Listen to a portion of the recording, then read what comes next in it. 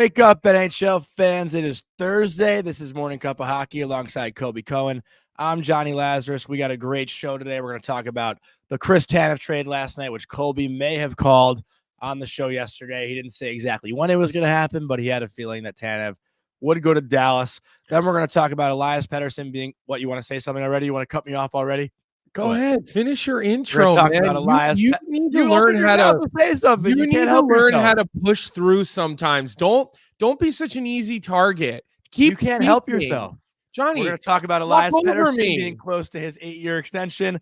Then we're actually going to go into something that I feel like might take up most of the show, which is the most improved player in the NHL, not in the last year or so, but in the last maybe 2 to 3 seasons, someone who's really broken out. So we got a lot to get into today. And yesterday was very eventful. This whole week has been a pretty wild week with the show. So I'm excited to see where today's episode goes. And we've already been debating like for an hour before going live here. So we've already done our show essentially today. Now we're just doing it while we're recording. So this is going to be a lot of fun. But what did you want to say before you actually respectfully did not cut me off like you usually do? You cut yourself off and then you blamed me. So you're just already playing. You literally, you're like, You're already playing the victim, and we're not 1 minute into the show. Like, just keep talking. Talk over me. All right, what's up, Beast? I didn't exactly call the Tanev trade. We were talking about Dallas yesterday, and we were looking at the game against Colorado. And I was talking about the weaknesses that I saw in their back end, their depth. And I said, as we were kind of running through their top 6, I definitely mentioned that I thought Tanev would help their decor. I thought he would be a really good target for them if they could find a way to make that work. And they did. So let's just do a quick little rewind from yesterday, and then we'll get into the trade. And I'm dying to hear your thoughts on it, Jonny. I'm dying to hear your thoughts. Dallas's decor, okay? Mm-hmm. Harley, Heiskanen, Lindell, Hakanpää, Suter, and Hanley, okay? Mm-hmm. I think they need to go out and make a move defensively. Like, I think their decor is not deep enough. Okay. I really do. I don't think you're getting good enough play out of, that bottom 4. I know Harley plays up on that top pair with Miro Heiskanen. Okay. That's fine. But Lindell's gotten a little bit older. I still think he's very serviceable. I really do. Hakanpää. Nils Lundqvist played pretty good for them. He's been hurt. He's been in and out with injuries, and he's been inconsistent, Nils Lundqvist. He really has. He's a little weak. He's yet to really become a consistent top 4 defenseman in the NHL. And then you've got Suter, who's been around, and Hanley, who, I feel like if there's a weakness on Dallas, it's not in goal and it's not up front. I think their decor could use some support. Maybe they look at a guy like Tanev. Okay. Maybe he would certainly help, add a little bit more juice and kind of two-way play, physical play, speed even. I think it's a little bit of a slow defensive core. You just love watching yourself right now? I'm fired up from that. As you very well know, watching yourself do anything on playback is always horrifying. Yeah, it's a little cringe. But just for you, because you have so many bad takes. Well, it's funny. Last night, Julie Stewart-Binks, she recorded me watching the guy Dino Dangle do his YouTube review on your Barzal take, and it was pretty funny. To his 11 viewers, probably. She literally recorded me watching myself, basically, even though it was really about him and you. But just to go over the trade, here's the full trade with details. To Dallas, Chris Tanev, 75% retained, and Cole Brady, who is currently the UMass Amherst backup goalie. To Calgary, 2024 second-round pick, Artem Grushnikov, and a conditional 2026 third-round pick. 50% of Tanev's money to Calgary, or stays with Calgary. And then to New Jersey, the Dallas 2026 fourth-round pick, 25% of Tanev's money there. And Frank Saravalli added the condition is only transfers if Dallas goes to the Stanley Cup final. So a lot of different things to unpack in that trade. The money is spread out between 3 different teams, which I always find a little bit interesting and confusing. I'm going to need Frank to break that down for me one day. Well, one team takes 50. Yeah. And then another team can take 50. Mm-hmm. So then the team who ultimately receives him, Dallas, is only having to have 25% of his cap hit against their cap because they didn't have to get him in alone. It cost the Devils about $290,000 in actual cash. So they really bought a 4th round pick for $290,000 is the way that breaks out in real cash, what they're going to have to pay Chris Tanev. And the people saying, why would the Devils do this? They're trying to butter up Calgary for hopefully a potential trade to maybe get Jacob Markstrom or Hanifin. Listen, Fitzy really might have said, look, we'll do you a solid here because we, need to do us a solid on a Markstrom deal. It's been a couple of seasons for the Jersey Devils, as much as we want to blame Lindy Ruff. He's never had an NHL goaltender for 2 years. He really hasn't. I mean, you look at the playoffs last year, they had to switch goalies and they had to play a guy who really barely played in the NHL. So, but we don't have to go too deep into that. Here's where what I want to talk about with this whole Dallas and Tanev situation is that, I personally thought Tanev for a 1st round pick was absurd. I really did. I do not think Chris Tanev is a top pair defenseman in the NHL. I think he's a solid 2nd pair defenseman. There's a huge difference though between a guy that goes out and plays 25 minutes against the other team's top players and a 2nd pair defenseman. Look, I'm not saying Tanev won't get a chance up on that top pair with Miro Heiskanen and then kind of push everyone else down a little bit. But I just thought this was an appropriate return. I really did. I didn't think Dallas had to, sell off and mortgage the future for, a middle of your lineup defenseman. He definitely brings a lot of physicality. I kind of refer to him as a 2-way guy. That's probably not completely appropriate. He's more of a defensive defenseman, but he does have skating ability. He can make a first pass. But not a ton of offensive upside. There's no offensive upside. But when you call a guy 2-way, that doesn't mean they have a ton of offensive upside. That just means that, they're not this big, slow guy. Like, he can get up the ice. He can transport the puck with his feet. He can get himself out of danger. But he's a simple first pass, defensive first type of guy, which, maybe that'll complement Miro Heiskanen a little bit better. I like that they pulled the trigger on it now. Get him in as soon as you can. And start working through the differences in defensive zone coverage and whatever else you need to do. They'll when you trade for a player, I mean, he'll get in there today and they'll start showing him clips. They'll get him in for practice or if they, I don't know, are they on the schedule tonight, Dallas? I don't probably. I would imagine. I don't know. I actually don't see them on the schedule tonight. Oh yeah, they are. They play Winnipeg. Yeah. So I bet you they'll throw Tanev right in. They'll show him a little video before the game. They'll have him in the PK meeting. Again, you don't want to overdo it, but you just want to give him some basic guidelines. Like, that's how it works when a player gets traded. I've been traded. I've had players traded while I was actually up in the NHL. We traded for this guy O'Byrne, a defenseman, and I kind of remember how they brought us all together, the D-corps, and they kind of showed us a bunch of stuff even together. So that's kind of how they'll try to drag him into things. But again, like, I think a 1st round pick would have been crazy for Chris Tanev. So I found this to be a very, very solid deal, I would say, for all sides. Has your opinion on the Stars changed at all? To me, they're not that much scarier than they were yesterday. Yeah, I mean, look, good. I think they get a little bit more sandpaper on the back end, which I think helps you come playoff time. They get a guy who's been around. Look, physicality is just so important this time of year. And so, or as you roll into the playoffs, it gets heavier, it gets more physical. So yeah, do I think they got a little bit better? Sure. Do I think they went from, a good team to a phenomenal, great team? No, they're already a really good team. I mean, they're one of the better teams in the league this year. There's no doubt about that. So, look, it felt like a good move for both sides. I think the empty netters guys, actually, your boys, were celebrating pretty hard yesterday. And I was watching one of the posts he put on Twitter. It was pretty funny because he was talking about how, we're humble. We don't gloat. We wouldn't know what it's like to be raw. Like, it was very sarcastic. And it was pretty funny because I assume they've been saying that Tanev is not worth a 1st round pick for all this time. And question that I have for you though now, Johnny, is if that's the return for Tanev, then like what's Noah Hanifin? What's that trade going to look like? And what does that do to the market for Sean Walker?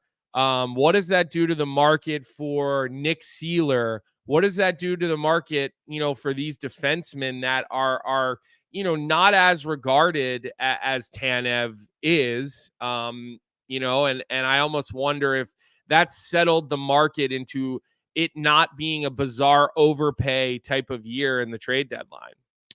Well, okay. First things first. How old is Tanev? He's like 30s, right? Maybe 33. He's a rental, Johnny. He's a rental. He's a rental. Yeah, but his age though too. Yeah, he's probably up in that area. Like I expect 34 years old. 34. Yeah, 34. I expect a bigger return for Noah Hanifin.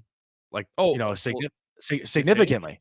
Significantly though. Right. Like, but what? I don't think it changes much for Seeler and Walker. Like, I think Hanifin is probably the biggest name. I mean, I don't think there's an argument about that. He is the biggest name. Yeah, the biggest name amongst defensemen. So then let me ask you, what is he worth, in your opinion? If Tanev gets you the deal he gets you. I'm curious. So right now, Noah Hanifin's making $4.9 million a year. What do you think, like, the ceiling is for the price that you would pay for Noah Hanifin? Like, is he a 5.5 defenseman? Amount of money? Yeah. Yeah, he's probably a guy who's going to get north of 5.5. I think north of 5. Yeah, I do. Oh my God, yeah. I think Hanifin is well north of 5.5 on a long-term deal. And depending on if a deal can get done, look, if you can have an extension carved out like Matthew Tkachuk did, that obviously raises his value immensely. Okay. Yeah. If it's a rental, then that changes things as well. But he has all the control, because if they want to maximize the return, it's got to come with an extension. So he can kind of choose where he wants to go in that regard. So let me ask you again. Yep. Let's say he's coming with an extension. What do you believe Noah Hanifin can fetch the Calgary Flames? Definitely a first-round pick.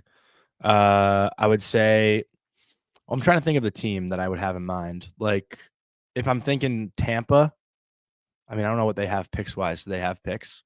So just forget. Don't make it as specific. Right. A first-round pick, probably a pretty solid prospect, and maybe like a current bottom six forward or a lower pair D. Okay. What do you think? Is that fair? I think that's in the ballpark, but maybe low. Yeah. I think if you're getting Noah Hanifin, there's one more thing involved. Listen, I think if you're getting Noah Hanifin with an 8-year contract extension, I could see, a first, a top prospect type of player. And then maybe a decent roster player. Like, look, that's kind of bottom six. That's a decent roster player. No, well, you said bottom six. Maybe there's a first and a second round pick involved. Like, I don't know, because Noah Hanifin's a defenseman. He's younger. He'll come with years and extensions. He's not that young though. Like, he's 27. Like, he's in his 27 is when a defenseman has. But it's a great time. That's a great time to sign. His prime age. It's not 27 to 32 is usually where you see defensemen in the NHL really flourish with their maturity and their ability to become dominant NHL defensemen. But are we calling 27 like young in the NHL? We're not calling it young, but for a defenseman, he's a young defenseman.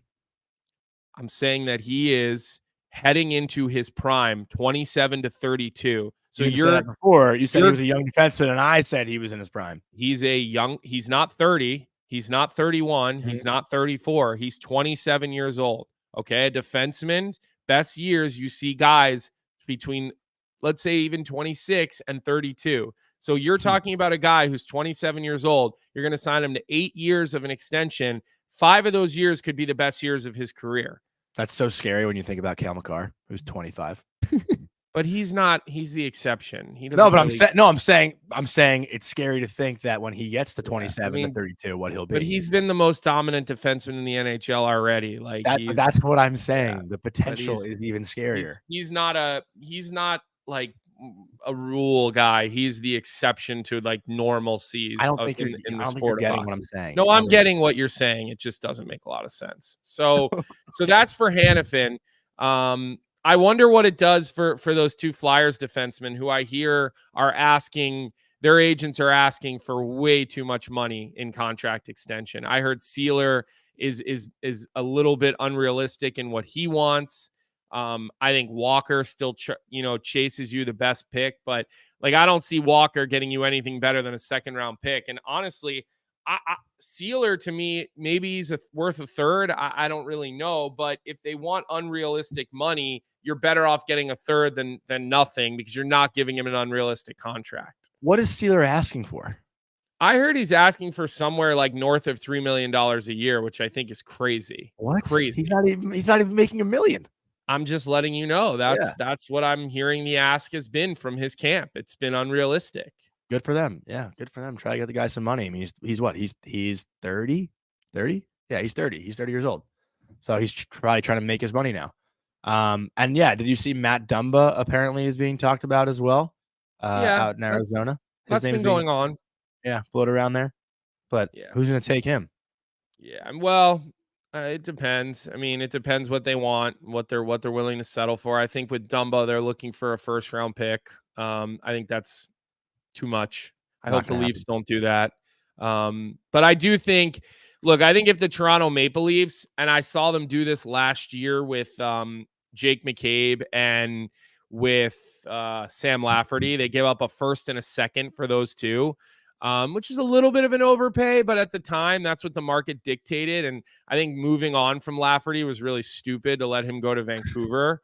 But I think if maybe the Toronto Maple Leafs could work out a package for both of those two defensemen, so maybe you kind of overpay because you're getting both of them, that could add, some stability to the back end. It's not going to make their back end phenomenal, but it could add some serious stability for the back end. And from what I understand, between, Kevin Weeks and Nick Alberga and, all these other people, the Leafs have been in on these defensemen. I saw that. They've been in on these defensemen. They've been trying to get, Zadorov when that trade happened, Tanev now. So you can see what kind of players they're going after. They're going after defensive defensemen.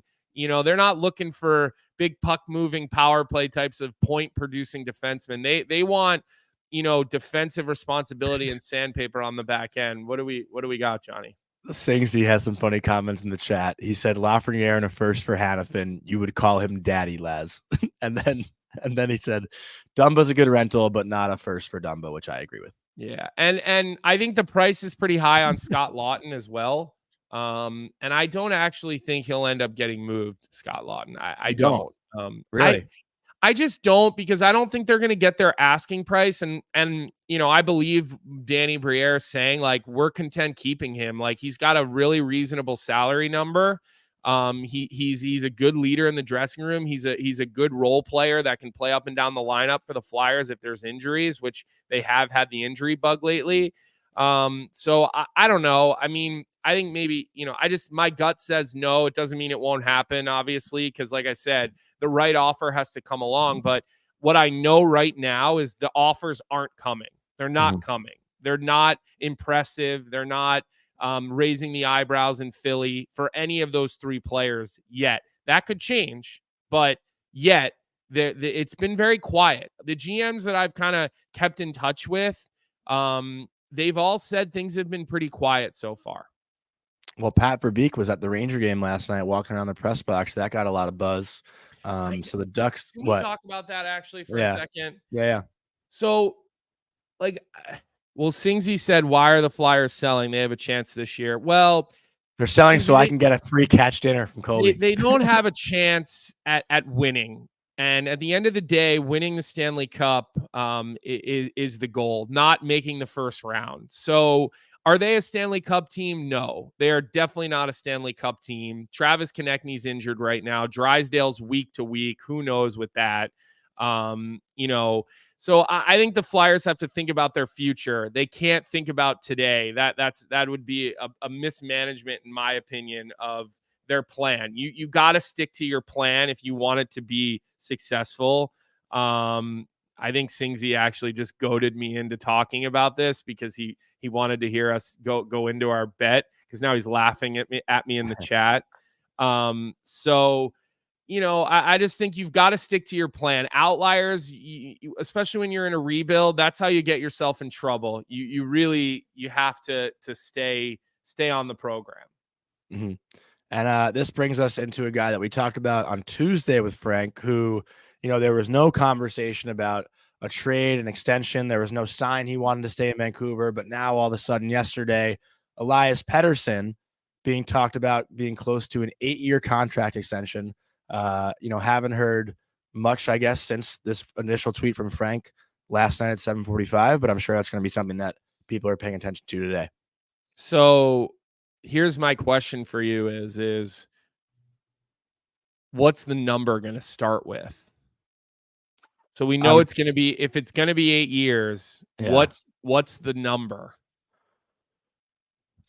11.5. Okay, how about this? Let's go 11.5, and I will take the over, and you can have the under. I'll even give you 11.6, and I'll take the over, and you take the under on that. What do you think it's going to be? Listen, I asked you a question. You gave your answer. So, okay, I'm just asking you what you think it's going to be. I just want to know: are we agreed I don't have upon? to take the bet. Can we agree upon the bet, and then I'll give you my number? I don't have to take the bet. That's why I'm asking. Can we agree upon the bet, and then I'll tell you my number. What's the bet? How much are we betting on it? Just a gentleman? We don't have to bet much. We could bet. Okay. How about we bet $20? Deal. $20. 11.6. I have the under. You have the under. I'll take the over. 11.6 is a push. I think it's well into the 12s, by the way. You do. Oh yeah. I think you're top. I think Pettersson has played this negotiating leverage wise incredibly well. I think he's going to get 12 plus a year, and I think he's going to get shitloads of signing bonus money up front. I think he's going to be basically writing the contract exactly how he sees fit. He's going to have all the no move, no trade. I mean, the value of his contract is going to be, it's going to be really big. I think it's going to be probably 12.5 would be my guess. But I honestly think we're going to see major signing bonus numbers for him, because I just think he can dictate it all. And he's going to say, I want my cash. I want it up front. I want it, we could see like low salary numbers every year and high signing bonus numbers every year. That's kind of what I think. And they also have other contracts coming up, like Hronek, Zadorov. I think Brett Besser has like one more year left. Brett Besser, Brock. But remember the cap's Lindholm, going up. Elias Lindholm. The cap is going to continue to go up. I don't think Lindholm is in the future plans. Okay, They just had him a terrible better, which is true. I don't think that he's in the future plans. But again, you have to remember the cap is going to go up. So $12.5 million with the cap going up is probably closer to what 11 million or 11.5 million was this year or last year. What's he making right now? He's making 7.3. Yeah. So he's gonna 7.35. He's gonna get a nice payday. He's gonna get a nice payday. He really is. He's that good. And we're gonna see what happens. We'll see if it comes out today. But he certainly played the leverage that he had, and gave himself the opportunity to have whatever he could have wanted. He could have taken a short-term deal and bet on himself, but the NHL's locked into this TV deal. What are we in year 2 or year 3 of the new TV deal? This is 3. 3. So there's 4 more years left in this TV deal, right? Like, it's not like this is changing significantly anytime soon. So we'll see rises for the cap, and I don't think we're going to see meteoric rises. I don't think it's going to jump $20-30 million like the NFL cap did this year. I think I saw it was like the biggest single year rise in cap that the NFL has had. Their revenues just go through the roof. I'm guessing Taylor Swift probably has something to do with that.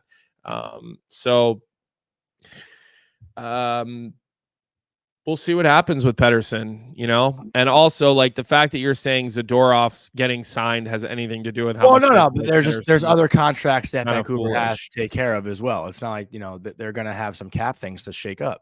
Like they're a team now that's winning hockey games that's going to want to compete for a Stanley Cup. And I don't know if they want to pay one guy so much money when they want to build a team that can go all in the playoffs. So you wouldn't pay him $12.5 million? No, I'm not saying I wouldn't pay him. I think he's worth that.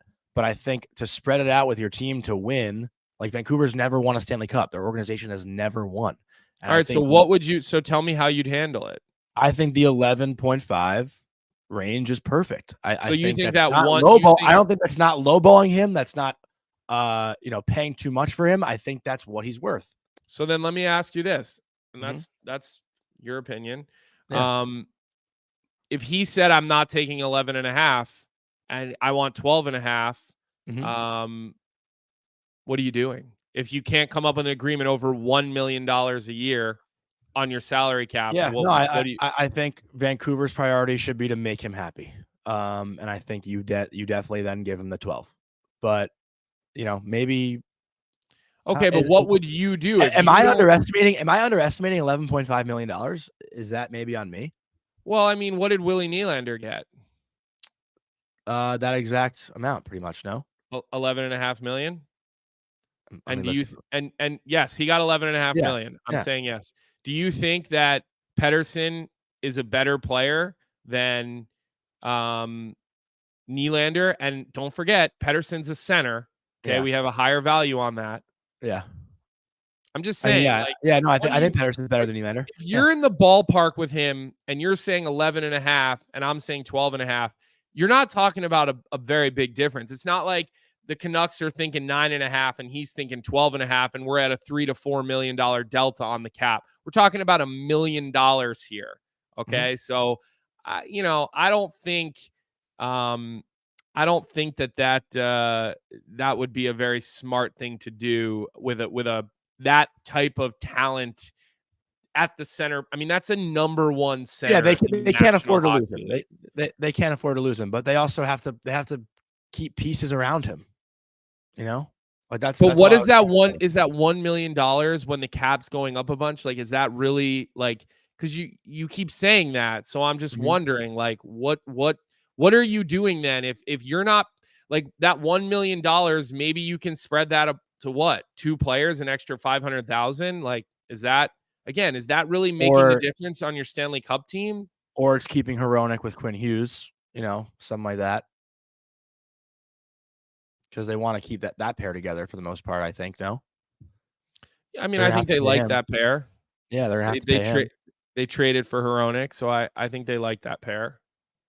I don't know. It's just that's where my brain initially went, and I'll take that under 11.6. I think he's worth the 11 to 12.5 range. I'm not saying I'm not discrediting Elias Pettersson. I think he's. No, I don't think you are. Yeah. We're just working through it. This is good. I think you said something, and then I think the wheels started turning, and I think you're realizing that you probably. Well, the money's also different now than what it was. Like Austin Matthews signs what 13.2.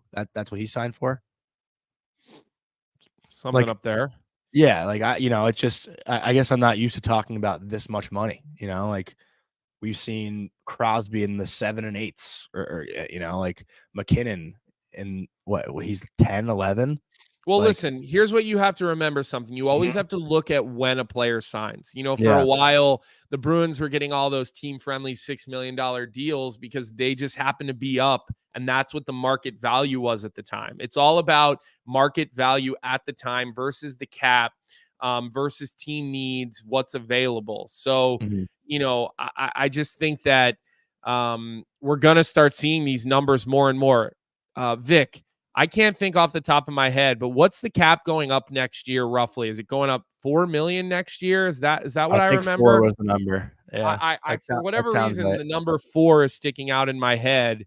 So I believe it's going to go up 4 million, and then it's going to go up another couple of million. And every time it goes up, it doesn't help the lower. Let's say there's a 3-tier system in the NHL, the upper, the middle, and the lower class, right? Of how guys are paid in that league. Like it's not going to. the extra money is not necessarily going to the lowest class. You're still going to have your rookies at 925, your league min guys at 750, 800. The money's going to go to the top. It's going to go to those players at the top. It's going to go, the cap's going to go from 83.5 up to 87.5 next year, up $4 million. That's the estimate. So I think, Johnny, you're going to have to get used to seeing superstar players now are going to be 12.5 plus. Pettersson's going to set the market with this extension. Nylander, he kind of set, okay, I'm going to, I'm a high-end winger in the NHL. I'm a guy who puts up massive amounts of points. And he set that position at 11.5. Pettersson's going to go say, all right, I'm not Austin Matthews, I'm not Connor McDavid, but I'm pretty freaking good too. Here's 12.5. And that's, look, when agents negotiate contracts with GMs, they send comparables, player comparables. Here's what this player got. Here's why their numbers are the same. My player's signing this contract the next year, so I should get him another $500,000, $1 million, whatever it may be. And that's how these guys negotiate.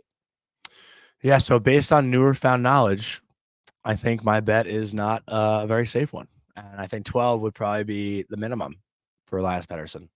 All right. So do you want to move? Do you want me to let you move to 12? No. I'll own it. I'm happy to go to 12 and call that the push line, because that's how confident I am in 12.5. But to bring in another player too, who I'm curious about, and I don't think he's on the same level as Elias Pettersson. Let me just put that out there right now. But he's proved himself over the last 2-3 seasons. Sam Reinhart, what number is he looking at right now? He's a center. It's a good question. Like if we're talking Elias Pettersson's 12.5 or whatever. Well, can you tell me what his goal production's been the last couple of years? Because I remember the last time I looked at this, and I feel like he's a consistent 30 goal guy in the NHL, right? And he's about to have 40 right now. Right, I know that, but I want to know consistency, right? I want to see that he's done it every season. We talk about this. You and I argue about this all the time. There's always outliers in guys' careers, but you got to always remember sort of the law of averages, right? Like, what has a guy been his whole career over the course of the 300 and 400 games? Yeah, he might have a standout season, but a lot of those guys have that 1 year, but then they go back to kind of who they are. So this is now his third season in Florida. His first season, he had 33 goals, 82 points in 78 games. Last year, he had 31 goals, 67 points in 82 games. And this year, he has 39 goals, 68 points in 59 games. Yeah. So basically, he's had 25 goals a year.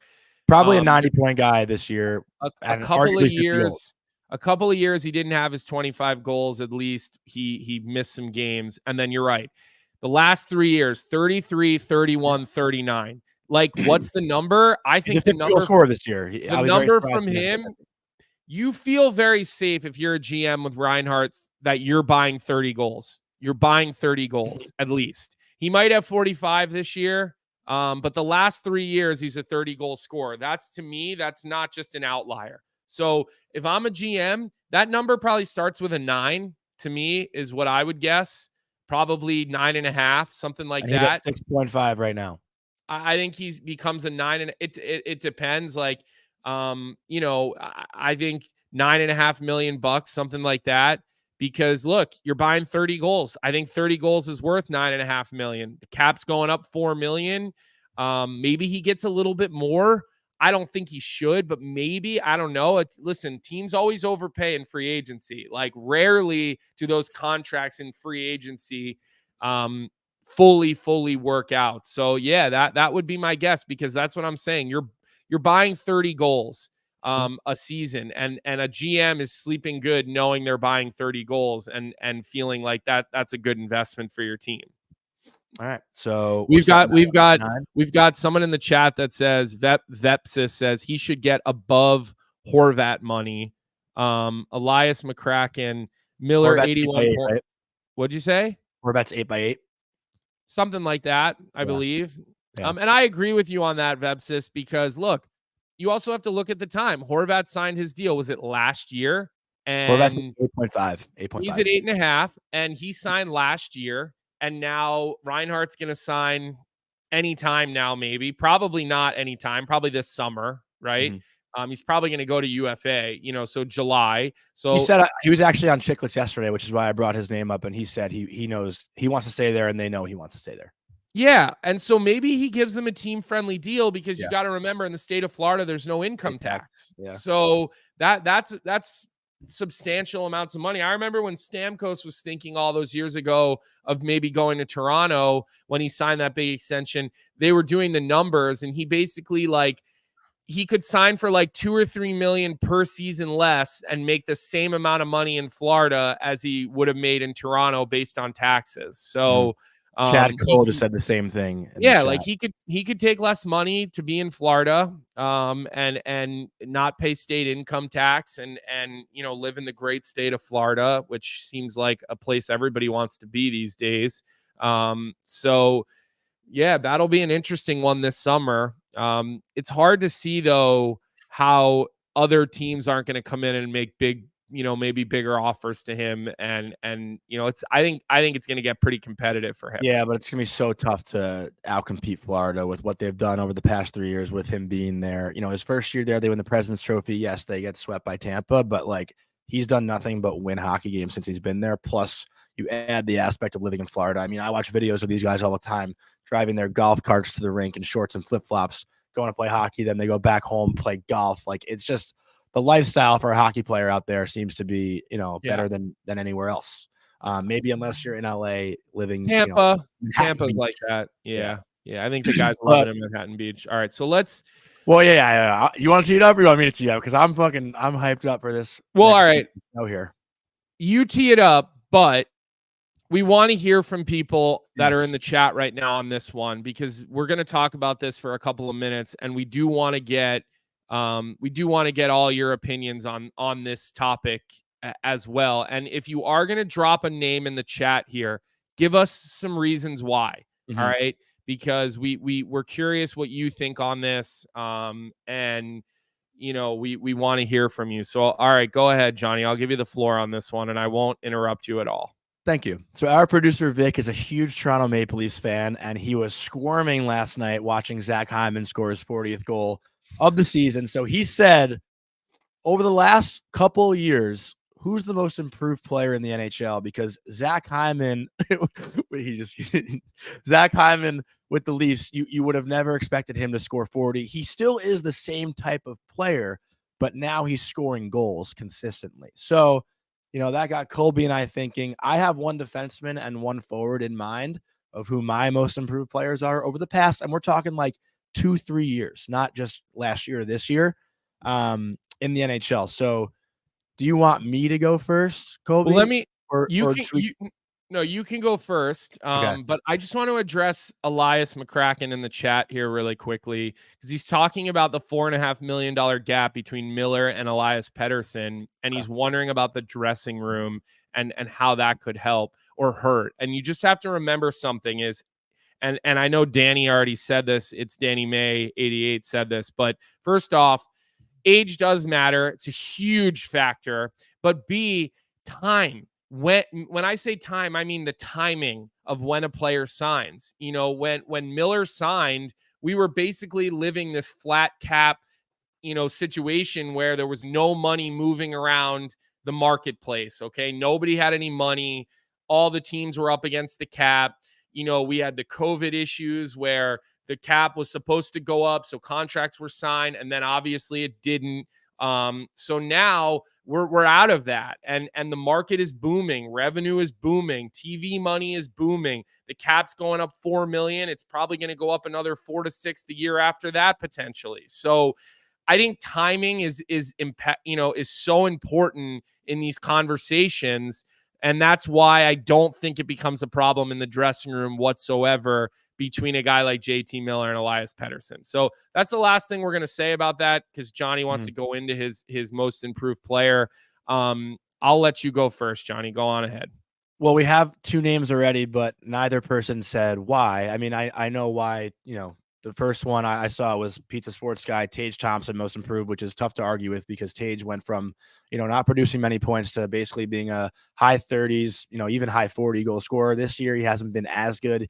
He had some injury battles that he's dealing with.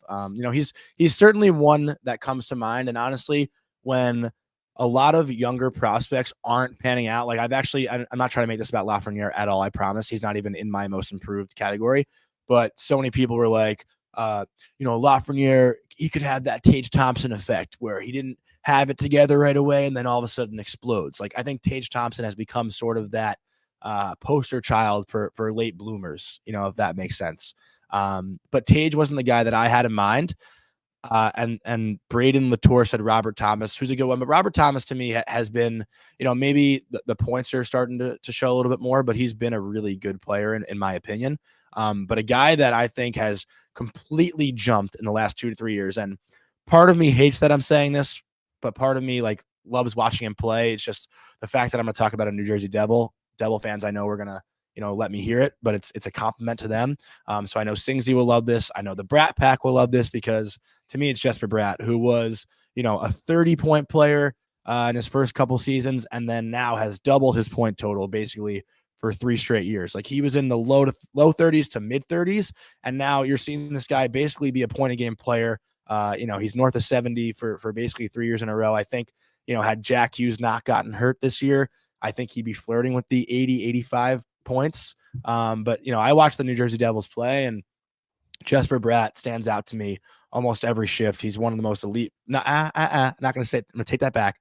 One of the better playmakers in the NHL. He's so, shifty, elusive. Like these two together, watching Bratt and Hughes play together, the smaller forward that's so shifty. Their east-west play is so tough to defend. And to me, Jesper Bratt is, over the last 2-3 seasons, this is a guy we're talking about, didn't have more than 16 goals, didn't have more than 35 points. And, 2 years ago, 73 points. Last year, again, 73 points. This year, already has 61 points.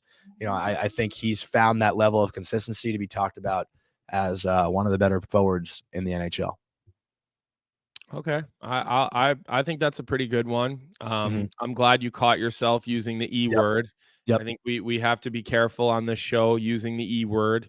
Because I will be ready to call you out and come after you for dropping it. Johnny, how could you not go with laugh? I'm also laughing at Jeff M, who said Montador, and then he realized that he meant Montour. But I do that too, FYI. I've actually done that, calling a game on the radio for Westwood. I call the Montador. So I've done that too. I think Quentin Byfield, Brandon Latour put that in the chat. I think that's an interesting one. I was just gonna say, I think it's too premature. I think Byfield is definitely had some flashes this season. This is like his breakout year. And he's looked more consistent, more dominant at times. But I think maybe in another 8-12 months, maybe that would be a more appropriate conversation. So I think that's early. For me, it's Noah Dobson. And it's funny because, it's actually something that I've agreed with the way that they've handled Noah and the way that they've broken him into the NHL, and kind of goes back to Barry Trotz. Noah was in and out of the lineup his first year. He was getting, 13 minutes, third pair, second power play. And they've really slowly brought him along. It's like they've given him 5% more every year until I think that they felt like they were finally ready to turn him loose. And look, the last 2 seasons before this one, he was playing 20 minutes a night. Okay. And he did put up 50 points in those seasons, which is no slouch for a defenseman, although especially, for him. But I don't know. Are you just trying to make up with Islander fans after yesterday or what? I don't think I have a beef with Islanders fans. I think that there's a couple of fans with, that are a little too sensitive. There was a whole YouTube reaction video to what you said about the Islanders yesterday. Yeah. Well, like I said, you don't really want to hear what I have to say about those people. But anyways, now this year, to me, he goes from playing about 20 minutes a night to 25. and he goes from, second pair to first pair. And he's a leader in the NHL in assists. And you watch him, you just watch the way that he's able to control a game from the back end at that sort of Norris Trophy level. I think when they drafted Noah Dobson, I think the belief was that he could be, maybe one of these franchise types of defensemen. They really did. That was their belief. And I have former teammates that work inside the organization in player development. They're around the team every day. And I know what their plan has always been.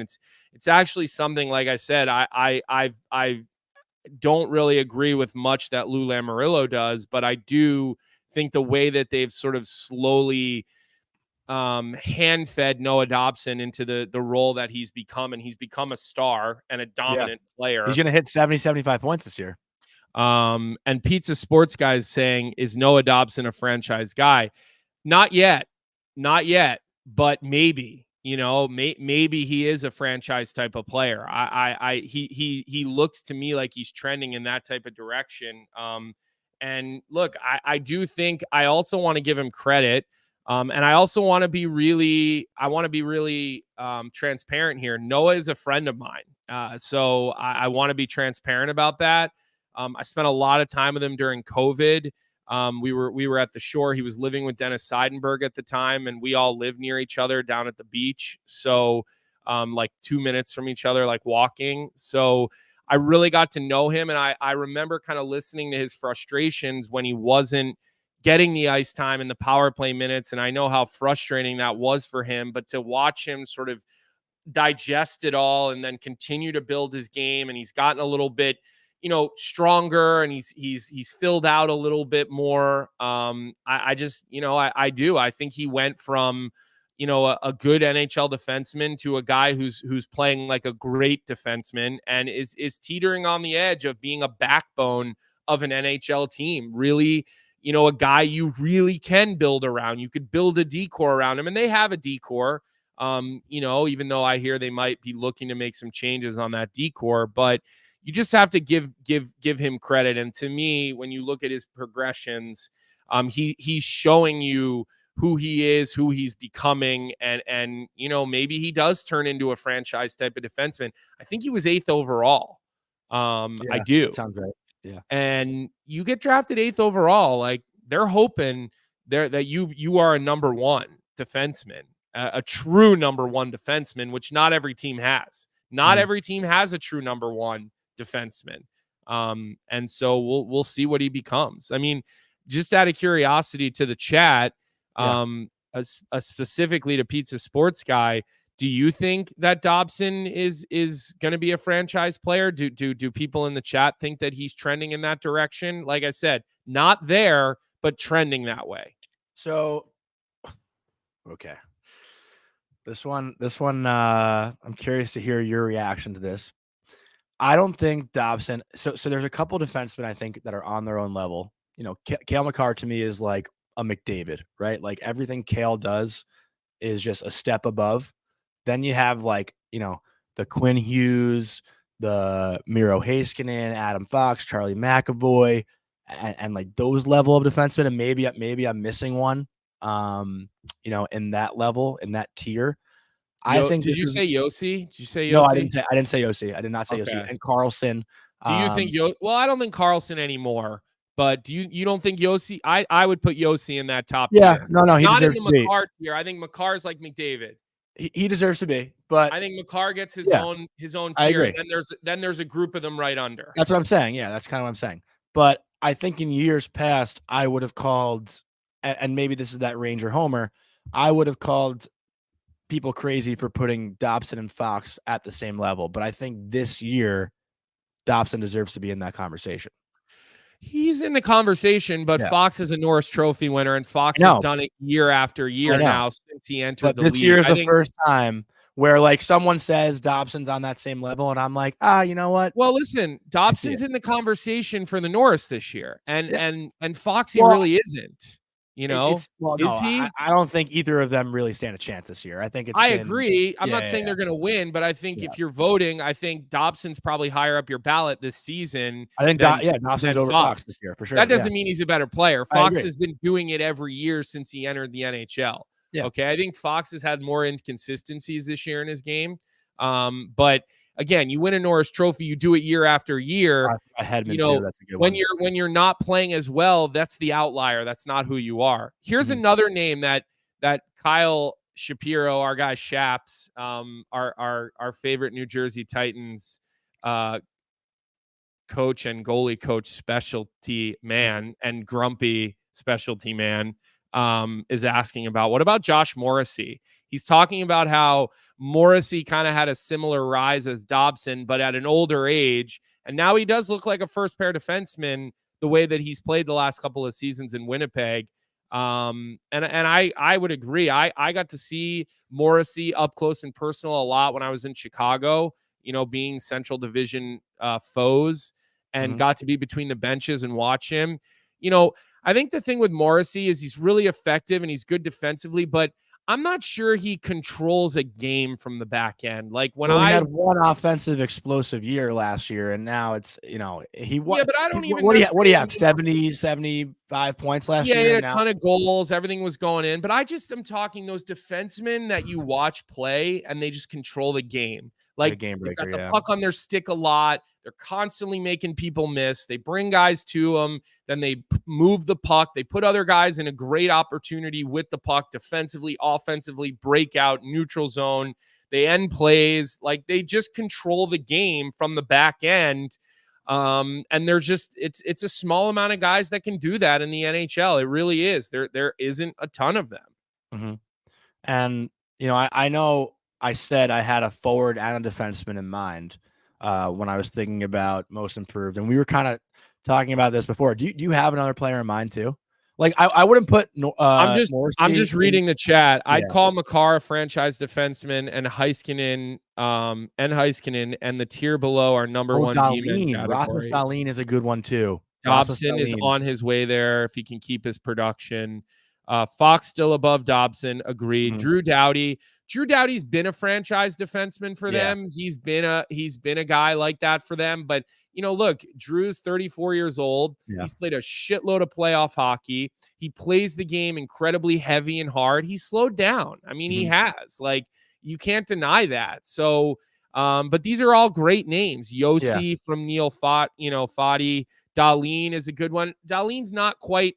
He's not in that, you know, first group that you mentioned, but he's probably in the next group, right? He's not in that first number, you know, couple, but he should be, Dahlin, probably in the most improvement talk over the course of a couple of years. He really probably should. Yeah, I mean, look, I you know, one name I'll throw out there too that's, you know, some people probably don't even know who this guy is, but I got to watch it in Chicago, was Alex Vlasic. I got to watch how much he improved from his first year in the American League to his first year in the NHL to now his second. And he looks all of a top pair defenseman in Chicago. Like when they get good, people are going to know who Alex Vlasic is because he is a big, dominant defenseman back there. Not flashy, not points, but his improvement, which I got to witness firsthand as he entered the pro ranks, was incredible. And like I said, Vlasic looks every bit of a top pair NHL defenseman. Like whatever star offensive defenseman in the NHL, they all need a Vlasic to play with them on the top pair. So to that point, this is the guy I wanted to talk about, and I saw a couple of people mention his name in the chat, and that's Gustav Forsling. You know, so here's a comparison I kind of want to make, which you kind of just led me into. Forsling this year has really stepped up. I mean, we talked about Florida missing the playoffs potentially because Ekblad was out, Montour was out to start the year, and Forsling was the guy that they kind of leaned on to carry the load from the back end. And Forsling now, you know, since going to Florida from Chicago, he's, you know, hasn't put up the most amount of points, but, you know, 2 years ago, 37 points, 10 goals, 27 assists. Last year, 13 goals, 28 assists, 41 points. This year, he's got 9 goals, 19 assists for 28 points, but his plus minus is so strong. He's got a plus 39 this year, plus 19 last year, plus 41 the year before, plus 17 the year before that.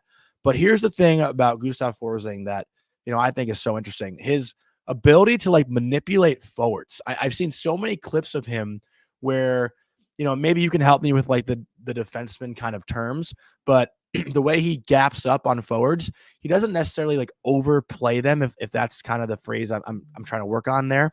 But he'll like lead a forward in a certain direction and then make his move to take the puck away. You know what I mean? Like he kind of steers the forward in a certain direction, which is, something that is hard for a forward to really control, right? Because you kind of go where the open ice is, but you don't know that the defenseman kind of wants you to go there. Well, look, I think Forsling, but can I say one more thing before you go in? Because I just one more thing.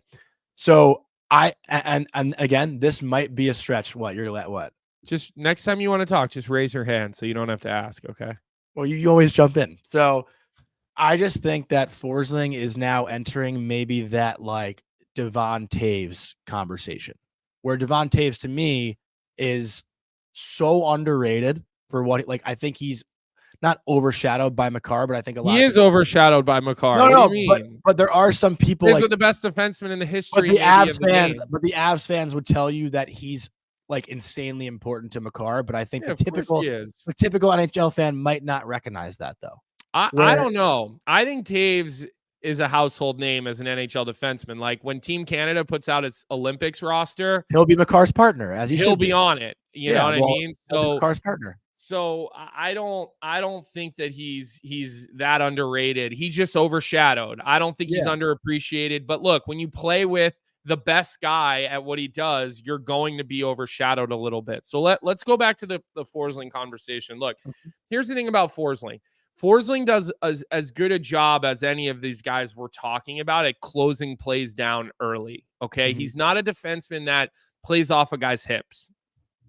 He uses his stick. He's got good feet and he's a big, solid dude. He's not a monster, but he's good size, right? Mm-hmm. And he closes plays down. You watch the way he'll steer a guy, like you said, using his feet and his stick, but he's got an amazing stick. It's all about using your stick to steer guys defensively and then not just being a hip shadower. I mean, I used to get yelled at for that all the time, whether it was Claude Julien in training camp or Bruce Cassidy or even Jack Parker when I was in college. They wanted me to close plays down quicker and close on guys quicker. And, I brought up Alex Vlasic, who does such a great job with that as well because he's so big and he's such a good skater. But Forsling does that, Johnny, and your eyes are not lying to you. So it's a good observation. And he gets the puck a lot. He doesn't have to defend in his own zone a ton, even though he plays against top players, because you're right. He's got the feet to have a good gap. All right. He closes plays off. He doesn't back up. I talk to my defense on the Titans all the time, whether it's the junior guys, whether it's the U18 guys, the U8-16 kids. Like I'm always on them about closing plays down, having a good gap. Active stick. It's not an active stick, actually. You want to have a quiet stick, okay? You don't want to be swinging left and right. You want to have a quiet stick. You want to limit time and space. And then when you get an opportunity, you play through the guy, you close it down, you make sure your stick doesn't get lost so you can get a piece of the puck, and you end plays. And that's what Forsling does really well. So lot of good stuff in the chat here. A lot of people chiming let's just show this clip though while you're talking about that of Gustav Forsling, because last week he had an unbelievable play defensively and then scored the overtime winner against Washington. Vic, can you rewind that? Yeah, watch this play in a 2-on-1. Like I feel hold on a second. Hold on. What? Let's go back then, because like that's not really what I'm talking about. So no, I know. That's actually, I feel like he played this the wrong way. We're talking 3-on-3. It's a 2-on-2. Now just go real slow if you can, Vic. I mean, look, I'll be honest with you. I think this is a bad play. Major riverboat gambler's chance right there, because Alex Ovechkin is the dangerous player on the ice right now, and he completely abandons him. This is not how I would teach a guy. That's Tom Wilson. To play a 2-on-1. Oh, that's Wilson, not Ovi. Okay, so I can't tell who the puck carrier is right now. Milano. Okay, so maybe he identified Milano. Maybe the puck was rolling, and he closed that play down. I just want to be clear. Yeah, great play, great finish. Right? Like it worked, but that is not how you teach a defenseman to play a 2-on-1. That's high high reward. He got the reward there, but if Craig Doremus is watching right now, you know, who's the coach of the junior team for the Titans, he that's not how he's teaching his defensemen to play a 2-on-1 and 3-on-3 overtime. I guarantee you that much. No, I agree. I was always taught in college by Greg Carvel that on a 2-on-1, you know, if I'm a defenseman, and you could probably touch on this as well, you kind of want to take away the pass, let the goalie read the shooter, right? Because it's a lot more complicated than that. That's a very, very basic, you know, look, you're a forward. Okay. So that's a very we did a way drill like that every day, 2-on-1 with a back checker. And the amount of goals we scored on 2-on-1s, I think the D had to like do down and backs like for as many goals as we scored, because when you have the back pressure coming, usually the back checker should take away the guy who's open for the pass. And right? Or no, the back checker should go toward the puck carrier. Some teams track the puck. Some teams track the weak side guy. Every team's a little bit different. Every system is a little, you know, I personally prefer puck tracking, you know, track the puck, not the other guys. So look, I don't want to get into how to play a 2-on-1 as a defenseman, because that's going to, but I'm just telling you, your way of looking at it is a typical forward. It's very complicated. You're scanning the ice. You're identifying who's a righty, who's a lefty, who's a bigger threat. Is it a strong side puck carrier or a weak side? There's so much that has to go on in your head to play against elite players on a 2-on-1. We'll save it for a different show because I want to get into the games tonight a little bit. And, you know, before we do that, though, we do have to do our tweet of the night. I'll let you read this one, Johnny, because you picked this tweet out, being the Ranger homer fan. I didn't pick this tweet out. This was already picked out when I woke up this morning. Read our tweet of the night. So from Broadway Block, I've actually got on their show before. They tweeted last night, Igor Shesterkin has more wins this season than the New York Islanders. And if you're an Islander fan, that's got to hurt.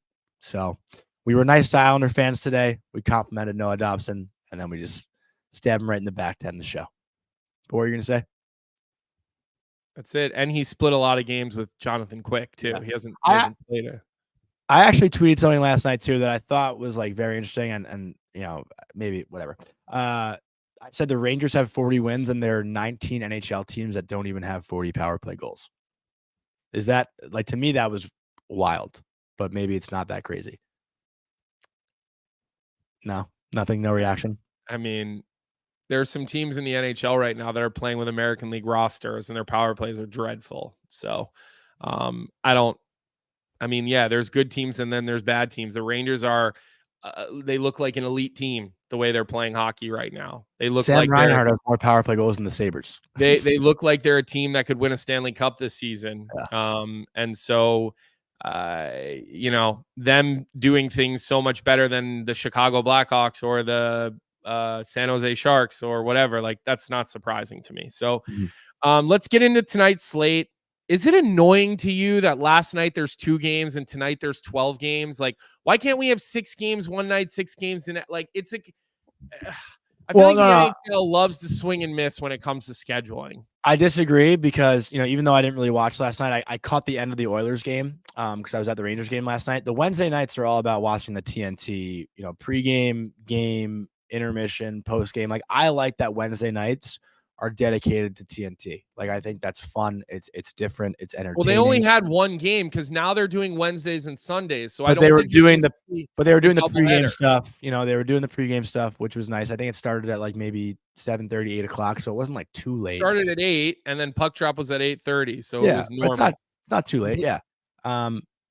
No, look, anytime McDavid plays before 10 p.m. Eastern, it's a good night. It's a win. It's a win. But I'm just saying, so 2 games one night, 12 the next. Like, the NHL always does this.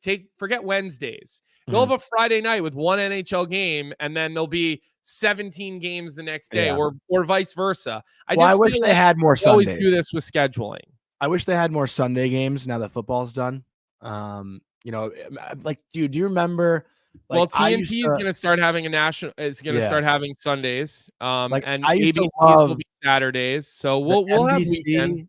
The the NBC afternoon game on Sundays. Do you remember those? Like That's what TNT's doing now that football's over. With Doc Emmerich and like Eddie, they would like stand at like the Rockefeller Center ice rink and like do like their pregame. Like that was way back in the day. Yeah, that was a long time ago. But I remember like that was like to me the Flyers Penguins. Like I always think of those two teams playing in like those kinds of games. Like, you know, those were awesome. But yeah, hopefully now that, you know, Sundays are back with TNT, that, you know, Sundays will be entertaining. So, but yeah, a lot of games tonight. You know, Boston and Vegas probably stands out the most. Winnipeg, Dallas, another good game. Let's see if Tanev plays in that one. Yeah, I bet you they'll play him. I mean, unless like you never. Well, let's see, Winnipeg, Dallas. You never know if there's going to be a visa issue. Okay, so that to me could be the only reason it could, because when you're getting traded from a Canadian team to an American team, I've seen that, and so maybe he won't play. I don't know. I haven't looked at Twitter, or we haven't gotten any word on that, but I do think that if there is no visa issues, I would assume he will play. We'll see. Like I you know, who knows? But I think that Boston Vegas game, man, Boston's been like, you know, they've been interesting lately. They're losing a lot of games in overtime. They're blowing some leads in the third period. You know, Derek Forbort missed a meeting the other day and got a healthy scratch. I feel like you don't see that often happening. Not in the NHL. You know, not anymore. Like it happens here and again, but so there's some shit going around with that team. You know, it feels like, and they could use a statement win. And look, always emotional for Bruce Cassidy, who coached the Bruins for a while. Went to the Cup, has a Stanley Cup ring from being with the team in 2011. I mean, he was with the Bruins for the organization for like 11 or 12 years. So I'm sure he always wants to win that game. You know, so we'll see. Like that should be a pretty good matchup. Look, Islanders in Detroit tonight. Detroit's on a 6-game heater right now. And the Islanders are desperate for points. Pitt and Seattle. Pitt's desperate for points. Seattle doing everything they can to stay alive. I mean, I think if Seattle loses this game, they're probably sellers. You know, like I feel like the next 3 to 4, like maybe 3 to 6 days will really determine on who's going to be a seller. The next 3 to 6 days when the deadline's 8 days away. You don't say. Fair. Come on. You've got the toilet bowl. The next couple of days until the trade deadline starts is going to really determine whether they're a seller. Are you going to stay up and watch Anaheim San Jose tonight? Definitely not. No. Okay. Definitely not. Vancouver's lost 5 of their last 6. They're playing LA. LA is kind of, you don't know what you're getting from them on any given night. So there's enough intrigue on the schedule tonight, but I think it's Vegas, Boston, Winnipeg, Dallas. I think those are the big boy matchups in the NHL tonight. I agree. And you know, like you said before, a light night tomorrow night, 3 games Friday. So if you want, you can tune in and watch Northeastern versus UConn. I'll be doing that game for Nesson. If only people's parents are watching that game. Anyone wants to watch some college hockey. But no, I think that's going to wrap up. Nobody wants to listen to you put them to sleep on a broadcast, okay? Okay. You have any final thoughts before we wrap it up today and for the week? Good job today, buddy. Good job. This was fun. You got any dates this weekend? No. I'm actually, I'm doing the game tomorrow night, Northeastern UConn. Saturday, I'm actually playing in a breast cancer pond hockey tournament at Chelsea Pier from like 8 to 5. It's going to be a really fun day. I can talk about it more on Monday. It's for the I Rise Above, like Breast Cancer Foundation and Northern Roots Hockey. So it's a lot of fun. They have like a former NHL player play with every team. I'm actually playing with Morris Lukowicz, who played with the Winnipeg Jets for a long time. We were on the same team last year at this tournament. So it's a lot of fun. It raises a lot of money. And, I can try to talk more about it on Monday, but they actually have me, they did like a raffle for an Islanders game, and they have me like picking the winner on like Facebook Live at the end of the day. I'll be like doing the like, on the microphone, like, and the winner of the raffle is, so that'll be fun. But yeah, it's gonna be a good day. Are you gonna say it in that stupid voice? I don't know. I've never really done that. Like, do I just do my voice? Like, I feel like you gotta like play it up a bit. Yeah, I don't know. You'll figure it out on the fly. Yeah. You could just say, I'm Johnny. Wake up, NHL man. All right. Thanks to everyone for getting involved in the chat today. Great chat day today. We haven't had one of those in a while, so really appreciate it. And thanks to our producer, Vic and Colby. You have something to say before we wrap it up? Nope. All right. Have a great weekend, everybody, and we'll talk to you on Monday at 9 a.m. What's up, hockey fans? If you enjoyed that video, then you need to be hitting the subscribe button right here at Daily Faceoff. Exclusive interviews and analysis from our hockey insider Frank Saravalli, fantasy updates from Brock Sagan, and a daily live show at noon Eastern Monday through Friday. You don't want to miss any of the fantastic